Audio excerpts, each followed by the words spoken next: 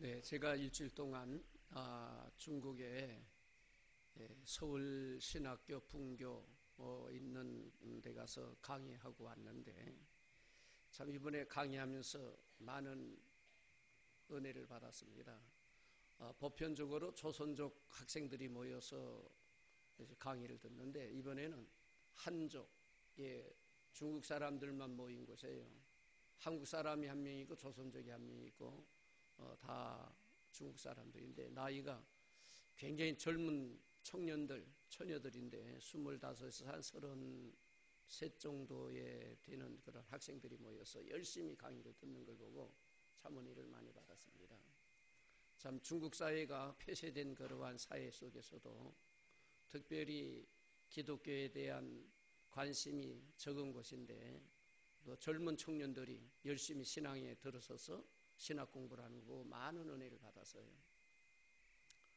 여러분들 중국의 예수 믿는 인구가 어느 정도인지 아십니까? 우리가 중국 선교 하잖아요. 그래서 많은 우리 한국의 선교사님들이 중국에 가서 선교를 하고 계십니다. 근데 실제로 숫자적으로 보면은 중국의 예수 믿는 그 숫자가 우리 한국 사람보다 더 많아요. 중국의 18억 인구의 퍼센트로 하면은 적은 퍼센트지만 숫자적으로 보면 한국 인구보다 더 많은 사람들이 예수를 믿습니다. 제가 강의 내용 중에 이런 얘기를 했어요. 제 전공이 성교학이 아닌데 김춘하 목사님, 학장 되신 목사님이 성교학을 강의하라고 그랬고 성교학에 대해서 이런 얘기를 했습니다. 중국의 경제가 성장되어지는 이유가 어디 있는 줄 아느냐? 중국이 경제 성장이 이루어진 게 몇 년이 안 됩니다. 세계 역사를 그려보면서 세계 역사에 모든 나라들마다 삶의 질이 좋아지고 또 경제적으로 성장하는 나라를 지구상에서 한번 그려봐라. 그렇게 제가 말씀드리면서 물론 복음이 증거되지 아니하는 그러한 민족들 중에도 별개의 몇몇 나라는 경제적으로 성장한 나라가 있어요. 우리 이웃 나라 일본과 같은 데는 예수 믿는 분포가 적지만은 경제로 성장한 나라입니다. 그러나 지구를 그려놓고 보면은 거의가 다 기독교를 받아들이고 기독교를 국교화된 그러한 민족들이 모든 경제 성장을 가져온 민족이에요. 불교나 회교권에 있는 나라들은 다 경제적으로 후진 국가입니다. 지금 지도를 한번 여러분 머리에 그려놓고 한번 돌아보세요. 자, 하나님께서 선교를 통해서 복음을 받아들이는 민족에 경제적인 축복도 주는 것을 우리가 그려볼 수가 있는 거예요. 우리 대한민국도 마찬가지입니다. 여러분들 우리 복음이 들어와 이 땅에 개화가 되어지고 교육이 진행되며 사회 질서가 바로 잡히기 이전에 우리 대한민국의 실정은 어땠어요? 참으로 굶주림과 배고픔 속에서 모든 백성들이 괴로워하던 그러한 민족입니다. 기독교의 복음이 들어와서 복음이 증거되고 교육이 실세되어지고 모든 사회가 개혁되면서 경제성장도 가져와서 오늘 우리가 이와 같이 배불리 먹고 만족을 누리며 살아간 경제대국이 될 수 있었던 거예요. 제가 그런 이야기를 선교적인 차원에서 쭉 설명하면서 중국이 경제성장을 이루게 된 것은 중국의 복음이 들어가서 중국 사람들이 예수를 믿기 시작하면서부터 이것이 진행됐다. 물론 중국은 우리나라보다 먼저 복음이 들어간 나라입니다. 그러나 여러분 잘 아는 대로 아편전쟁 때문에 중국의 복음이 막혀버렸어요. 문 닫아버렸습니다. 또한 사회주의 국가가 되다 보니까 중국의 복음이 막혔던 거예요. 몇 년 안에 복음이 증거되면서 많은 사람들이 예수를 믿기 시작한 겁니다. 선교사람들이 굉장히 많이 중국 땅에 가서 활동을 하고 있어요. 이와 같이 복음이 증거되면서 중국의 경제가 성장되어진 것을 보는 거예요. 세계 어느 나라하고 마찬가지입니다.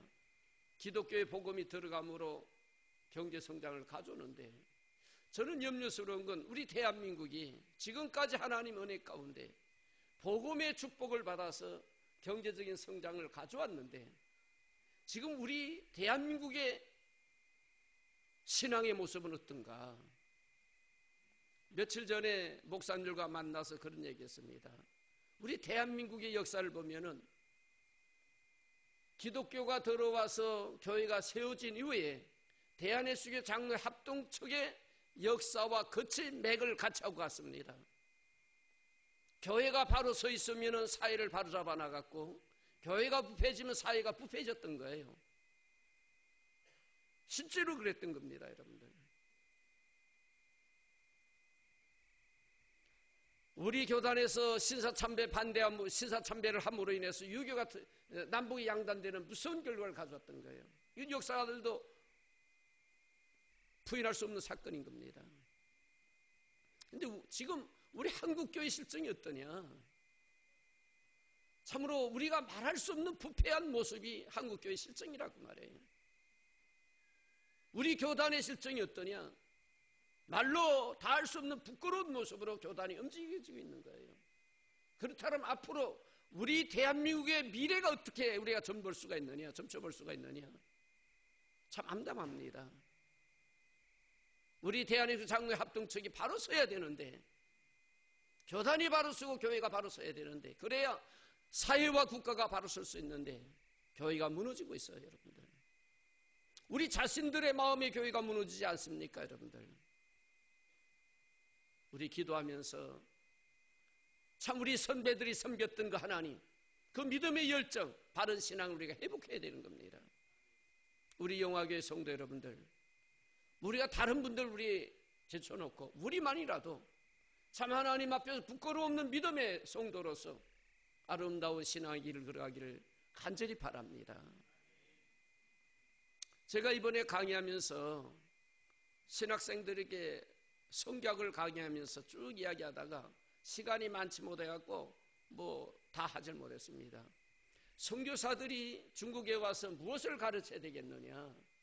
선교사님들이 많이 가서 선교한다고 그러잖아요. 근데 가르치는 내용이 뭐냐? 뭘 가르쳐야 되겠어요, 여러분들?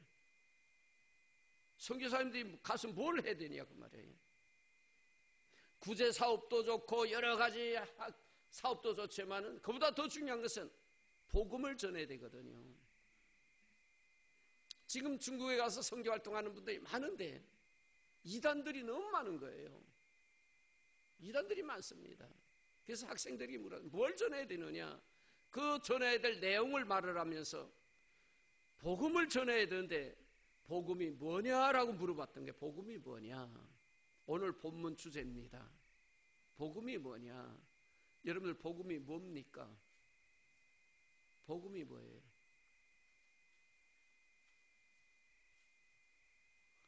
아니, 왜 얘기를 안 해요?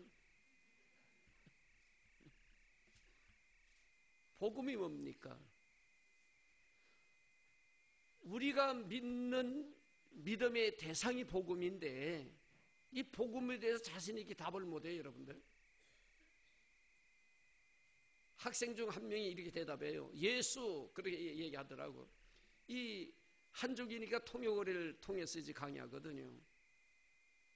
그래서 제가 그랬죠. 복음이 예수라고 그러는데 맞습니까? 그랬더니 다 맞는데 여러분들 어떠세요? 맞아요? 틀려요? 아니 밤에 꿀들 잡수고 와서 그냥 네? 맞아요? 틀려요? 네, 맞습니다. 틀리다고 생각하는 사람 손 들어봐요. 복음이 뭐냐 그랬더니 예수. 그래서 내가 점수를 매기는데 내가 60점밖에 안 줄게요. 그러니까 60점밖에 안 줄게요. 예수를 믿으면서 내가 믿는 복음이 뭔지를 모르고 믿는 분이 너무 많은 거예요. 내가 이제 결론적으로 말씀드려 서론에 말씀드릴게요. 제가 제 친구 목사님 김영훈 목사님이 사역하는 교회에 가서 한 주간 부흥회를 인도한 적이 있습니다. 그래서 첫날 가고 둘째 날 지냈더니 저녁에 그 교회 장로님이 저에게 찾아왔어요. 그리고는 목사님, 그래서 장로님 어쩐 일이에요? 그랬더니 드릴 말씀이 있습니다. 뭡니까? 그랬더니 내가 수십 년 동안 예수 믿고 교회 장로로서 헌신봉사하면서 했는데 지금까지 신앙생활하는데 안개 속에서 허우적거리며 신앙생활했습니다. 그러는 거예요. 안개 속에서 뭔가 잡을 듯 하면 놓치고 보이질 않는 거라는 거예요. 신앙생활하는데. 네? 어떻게 신앙생활 바로 하는 건지 내가 믿는 이 복음이 잘 모르고 이 장로인데도요. 그러다 목사님 오셔서 지금 부흥회를 인도하는데 참석해갖고 확신을 얻게 됐습니다. 그 이야기를 하시더라고요. 교회마다 많은 성도들이 교회는 나와서 예수 믿는다고 하는데 나의 신앙에 대한 확신을 갖지 못하고 안개 속에서 허우적거리는 분이 너무 많은 거예요. 특별히 우리 젊은 청년들이 더 많을 겁니다. 네? 여러분들 복음이 뭡니까? 예수 맞는 거예요. 그런데 60점밖에 줄 수가 없어. 우리가 전 시간에 사도 바울이 자기를 소개하면서 나는 예수 그리스도의 종 바울은 이 사울이란 청년이 예수님을 핍박하던 청년이 변하여서 그 예수의 종이 된 배경에 대해서 말씀드렸어요. 그는 최고 학부를 나왔고 지식이 있고 존경받고 미래가 창창하는 청년이 어떻게 자기가 반대하고 핍박하던 그 예수의 종이 되었을까? 지금까지 자기가 알던 종교적인 열심과 권관에 대해서 예수를 만난 후에 모든 것이 배설물로 여기고 참된 진리가 예수 안에 있는 것을 알기 때문에 그곳에 나를 구원한 구원의 능력이 있는 걸 알기 때문에 그는 변하여서 예수의 종으로서 자기의 사역을 끝까지 감당하고 순교의 제물이 되었던 거예요. 복음이란 진리를 알았다 그 말입니다. 복음이 뭔가를 바로 알고 나니까 그의 모든 철학이 바뀌어진 거예요.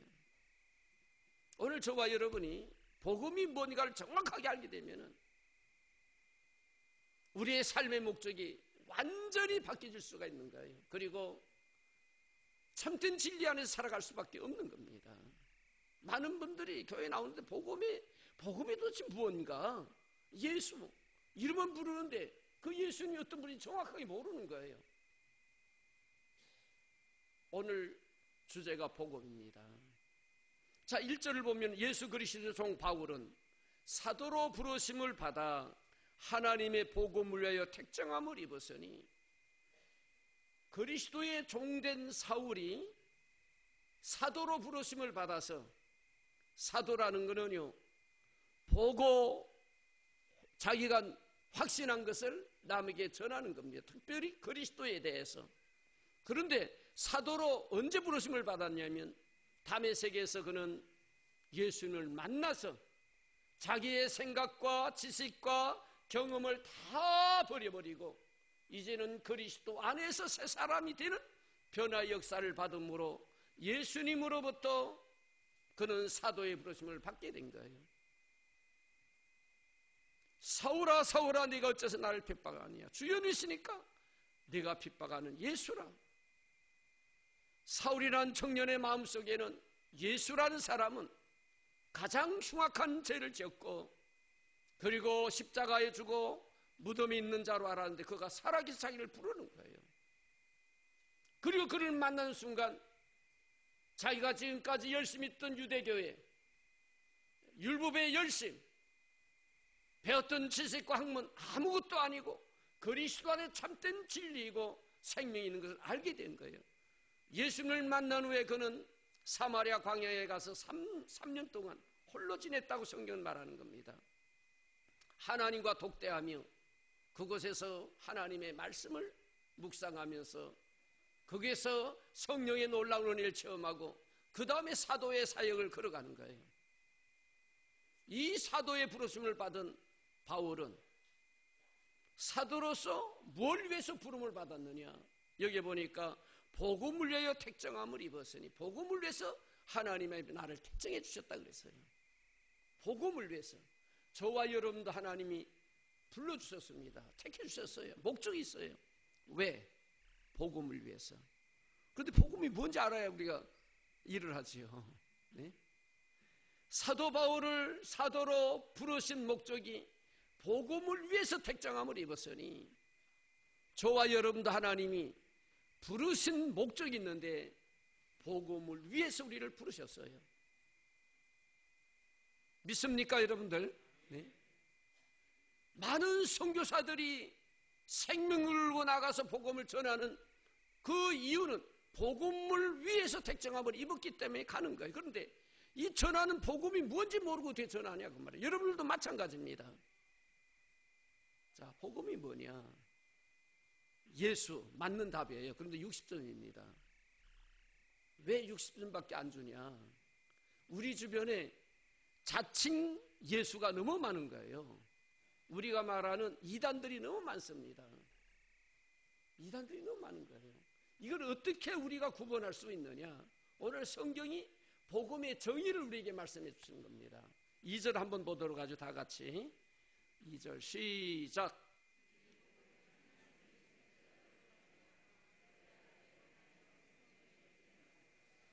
복음이 뭐냐? 복음의 정의는 로마서 1장 2절이 정의해 주는데 이 복음은 하나님이 선지자로 말미암아 그의 아들에 관하여 성경에 미리 약속하신 것이라. 복음은 뭐냐면 하나님께서 선지자들, 구약의 선지자를 통해서 그의 아들에 관하여서 성경에 미리 약속하여 기록해 주신 말씀인 겁니다. 우리 주변에 자칭 예수, 내가 구세주라는 사람은 성경에 기록되어 있는 인물들이 아니에요. 그들은 우리가 믿을 우리의 믿음의 대상이 아닌 겁니다, 여러분들. 그래서 그들을 우리는 이단이라 이렇게 말하는 거예요. 복음, 우리가 믿어야 할 믿음의 대상은 하나님께서 선지자들 통해서 그의 아들에 관하여 성경에 미리 약속하여 기록해 주신 분입니다. 하나님은 성경을 통해서 아들을 이 땅에 보내시는데 어떻게 보내시겠다. 그가 이 땅에 와서 인류의 구원을 위해서 이러이러한 사역을 이루리라. 그리고 그가 죽었다가 이렇게 되리라라고 성경에 자세하게 기록해 주신 겁니다. 그 성경을 따라 이 땅에 오셔서 성경을 따라 사역을 마치고 성경을 따라 죽었다가 살아나시고 승천하시고 오실 그분만이 복음이고 그분이 우리가 믿을 예수 메시아라 그 말이에요. 그런데 그 밖에 많은 예수들은 세상 말로 가짜들입니다. 가짜들, 짝퉁들이에요. 모양도 될 수 없는 짝퉁들이 스스로 예수라고 자기를 섬기라고 하는 겁니다. 근데 많은 사람들이 미혹돼서 그를 섬기거든요. 심지어 목사들도 그걸 따라가는 거예요. 장로님들, 권사님, 집사님들, 수단 무료들 따라가는 겁니다. 왜? 복음의 진리를 모르기 때문에. 우리가 믿는 복음 예수님은요, 하나님께서 미리 성경에 내가 내 아들을 보내겠다. 그가 너희를 위해 십자가에 죽으리라. 그리고 3일 만에 살아나셨다가 성천하시고 다시 재림주로 오신다라고 자세하게 기록되어 있습니다. 그 기록된 대로 이 땅에 오셔서 사육을 이루신 분만이 저와 여러분이 나의 주라고 고백하는 예수 그리스도가 되어야 된다 그 말이에요. 이해하면 아멘 하세요. 근데 많은 그리스도인들이 그분을 믿질 않는 거예요. 교회는 다니는데. 네. 자, 성경 한번 보도록 하죠. 마태복음 1장 위에 띄울 겁니다. 21절 22절 다 같이 읽으면 시작.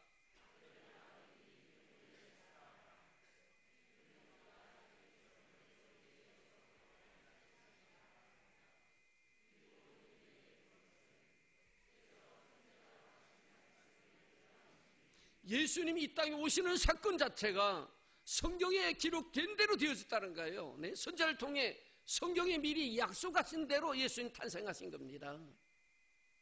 저와 여러분 이 땅에 올 때에 하나님이 어떤 목적을 가지고 이 땅에 보내셨지만은 우리는 성경에 인류의 구원자로 보내겠다고 기록된 인물들이 아니에요. 예수 그리스도 성경대로 기록되어서 이 땅에 처녀의 몸, 마리아의 몸을 빌려 성령으로 잉태되어 오신 예수 그리스도, 그분만이 저와 여러분이 섬길 예수 그리스도 구세주란 사실, 여러분들의 마음속에 확실히 믿길 주의 이름으로 축원합니다. 예수님이 이 땅에 오신 건 우연히 오신 것입니다. 성경에 기록된 대로 우리 주님은 때가 되매 유대 땅 베들레헴 말구유에 오실 것을 성경은 예언해 주셨어요.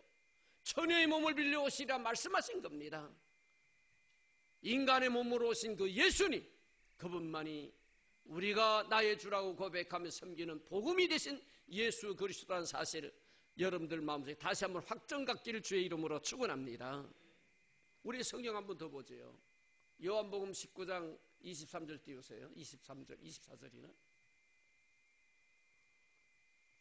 자, 다 같이 시작.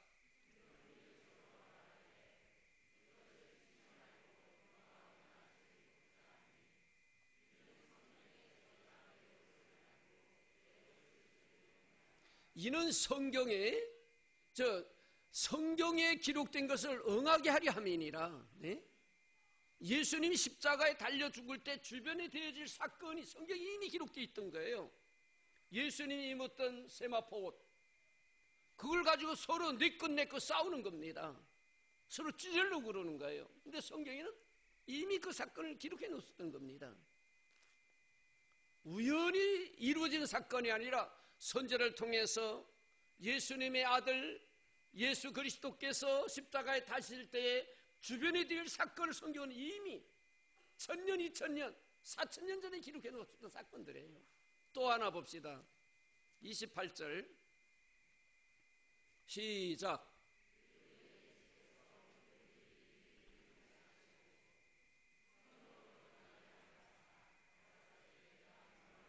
성경이 응해지기 위해서 예수님의 사역이 진행됐던 거예요.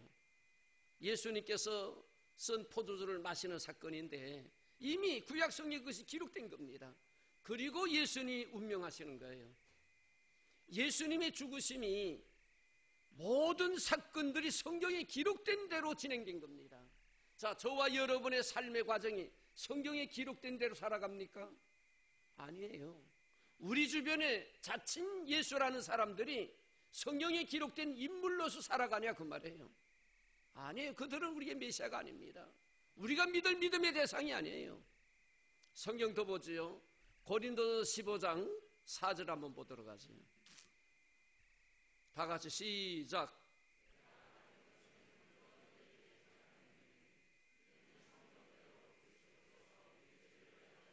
이는 성경대로 그리스도께서 우리를 위해 죽으시고 또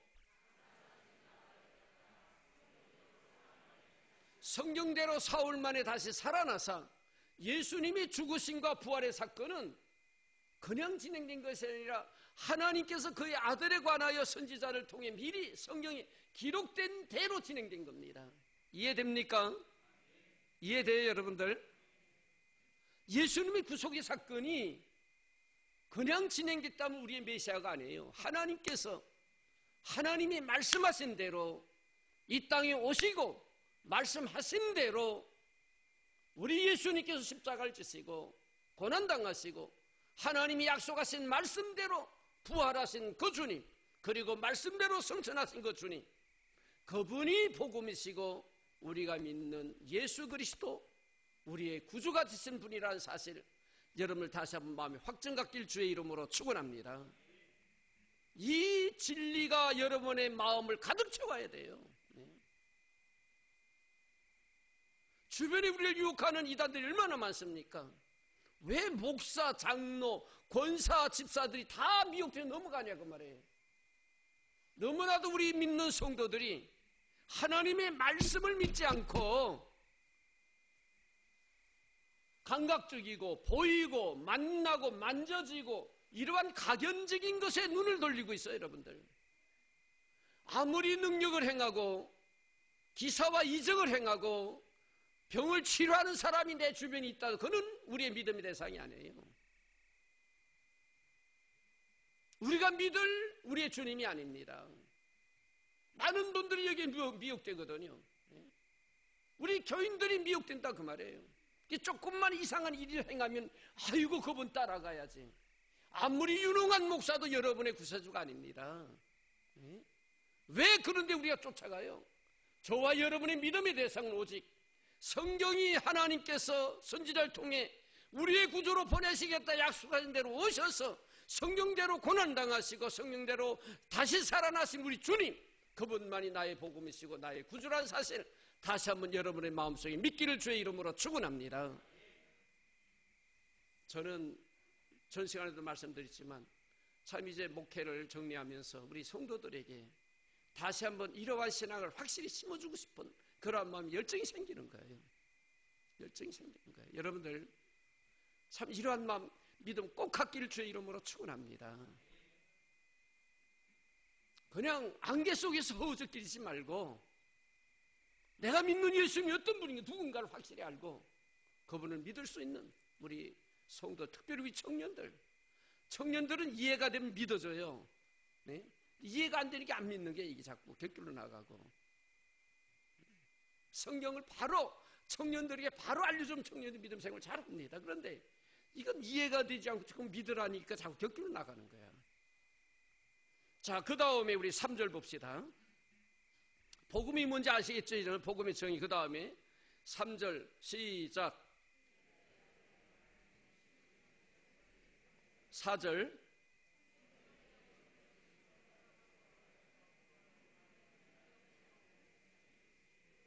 예수 그리스도는 이 땅에 오실 때 육신을 입고 오신 분이에요. 다윗의 혈통에 나셨고 예수님은 하나님이시면서도 사람이라 그 말이에요. 그래서 예수님 이성을 갖고 계십니다. 구약 성경이 이미 이것을 예언해 주셨고 예수님이 우리와 똑같은 몸을 갖고 오신 분이에요. 여러분들, 기독교 역사에서 이단들이 많이 생깁니다. 오늘날 같이 이단이 많았어요. 이런 이단 중에 한 어떤 이단은 예수님은 인간으로 오신 분이 아니다, 그는 신이다라고만 믿는 이단도 있었던 겁니다. 신비주의자들이 예수님을 인간으로 오신 예수님을 믿질 않았어요. 그런데 우리는 예수님은 역사성을 갖고 이 땅에 육신을 입고 오셨던 주님인 것을 확실히 믿어야 되는 겁니다. 예수님은 다윗의 혈통으로 이 땅에 오신 분이에요. 그래서 인성을 갖고 계십니다.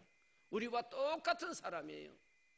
예수님은 배고픔도 느끼시고 아픔도 느끼시고 피곤함도 느끼시는 우리와 똑같은 사람이지만은 예수님은 죄가 전혀 없으신 분, 우리와 다른 점은 죄가 전혀 없으신 분이에요. 왜? 원죄가 없습니다. 그래서 예수님은 처녀의 몸을 빌려 성령으로 잉태되게 하신 거예요. 아담이 후손이 아닙니다. 성령으로 잉태되어 이 땅에 태어나게 하신 하나님, 그런 방법밖에 우리를 구원할 방법이 없었던 게 하나님은요. 왜 그러냐? 설명 잘 들으세요. 여러분들, 우리는 다 죽었던 사람입니다. 이 땅에 태어날 때에 이 썩어질 육시덩어리는 살았는데 우리의 본 생명이신 영혼이 죽은 상태에 태어난 거예요. 아담의 원죄 때문에. 죽음이 왜 오지요? 죄의 삭슨 사망이니라. 죄값은 반드시 죽음입니다. 그래서 우린 죽은 상태에 태어난 거예요. 죄값을 치르지 못하면은 영원히 죽은 상태 이 세대는 저와 여러분이었던 겁니다.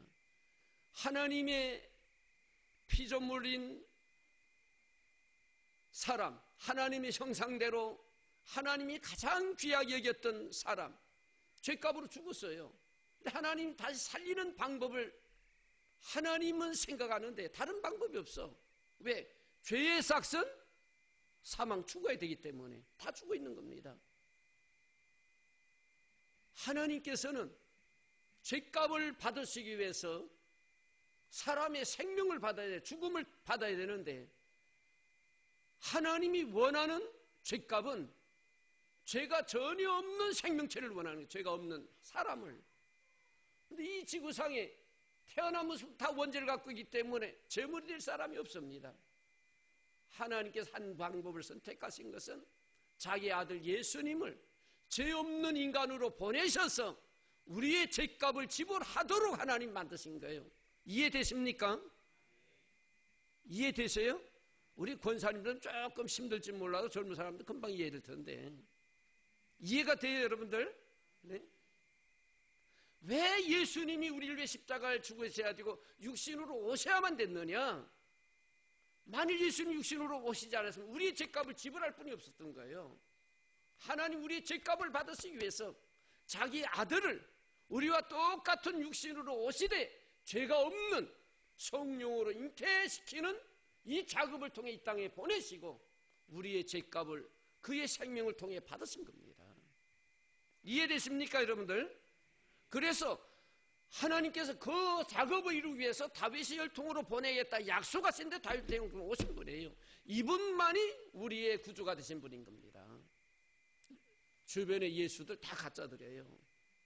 눈도 돌릴 필요 없어. 그들이 아무리 능력을 행해도 기사와 이적을 행해도 우리의 구세주가 될 수 없어요. 여러분들, 우리의 구세주는 하나님의 아들인 예수 그리스도, 그분이 인간의 생명을 빌려 성령으로 잉태되어 이 땅에 오셨던 주님, 그리고 기록된 대로 우리를 위해 십자가에 자기의 생명을 드리우신 그분만이 저와 여러분의 구세주가 되신 복음이신 예수 그리스도입니다. 그래서 예수님이 다윗의 혈통으로 오셔야만 됐던 이유예요. 여러분들 이해되십니까? 그래서 예수님은 인성을 갖고 계실 뿐만 아니라 두 번째는 하나님의 신분이에요. 신성입니다. 이 4절에 보면 성결의 영으로는 죽은 가운데서 부활하여 능력으로 하나님의 아들로 인정되셨으니 곧 우리 주 예수 그리스도라. 인정되셨으니 그거는 하나님이신데 사람들에게 인정되어 보였다 그런 뜻이에요. 여러분, 죽었던 자가 어떻게 사람이 살아납니까? 하나님이니까 살아나는 거예요. 성결의 영으로 그분이 하나님인 것을 우리에게 보여줬다 그런 뜻입니다.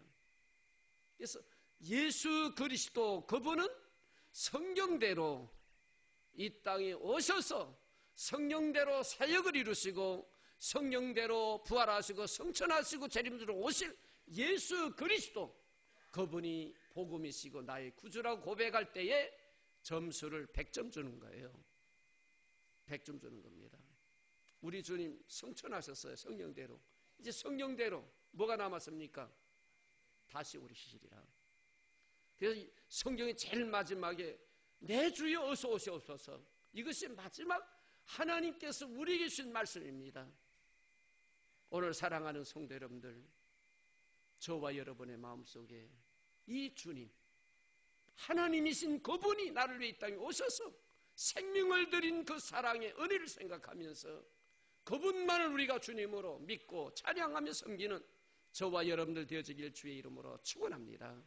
안개 속에서 허죽거리지 말고 내가 믿는 예수님이 이런 분이구나 확실히 믿고 그분을 믿을 수 있는 우리 모든 성도 되어지기를 주의 이름으로 축원합니다. 기도드리겠어요. 사랑의 하나님, 감사합니다. 하나님의 놀라우신 은혜로 주님의 참된 복음의 비밀을 알게 하신 하나님, 우리 성도들의 마음속에 예수 그리스도 나의 구주가 되신 복음의 진리이신 예수님을 바로 알고 바로 믿을 수 있도록 성령 하나님 은혜를 주시고 도와주시고 믿음을 더해 주옵소서. 그 주님을 찬양하며 그 주님 앞에 무릎 꿇고 그 주님을 헌신할 수 있는 우리 모든 성도들에게 하나님이여 은혜를 더해 주옵소서. 예수 그리스도의 이름으로 기도하옵나이다. 아멘.